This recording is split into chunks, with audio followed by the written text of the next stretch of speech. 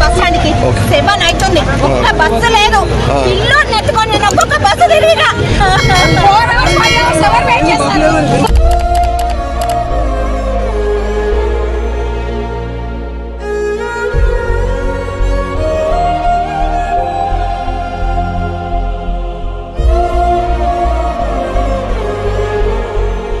అసలు మా పరిస్థితి ఏంటంటే అసలు ఘోరంగా సార్. అసలు ఇది అసలు మిమ్మల్ని గెలిపించడం మేము వేరే తిరగదు, మేము మారాలని అందరితో మీకు ఎప్పుడో సార్.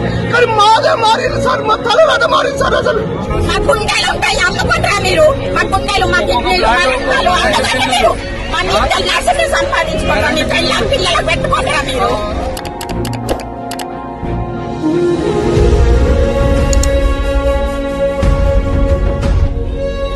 నాకు 3 ఆడపిల్లలు, నా భర్త పేషెంట్ సార్.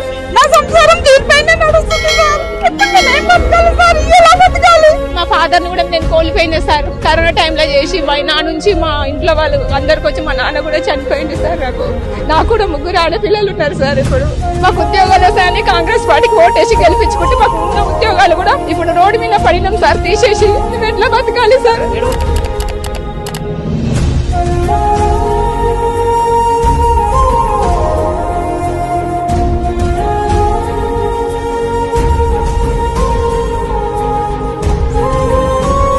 పరిస్థితి ఎవరు పెడుతున్నారు మాకు ముందల?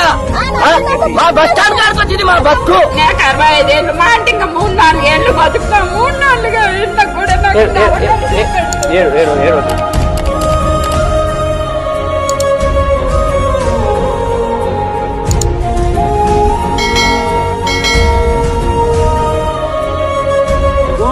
రెడ్డి ఈ ఓటేసినందుకు చూడు చెప్పులు ఇట్లా కుట్టుకోవాలి.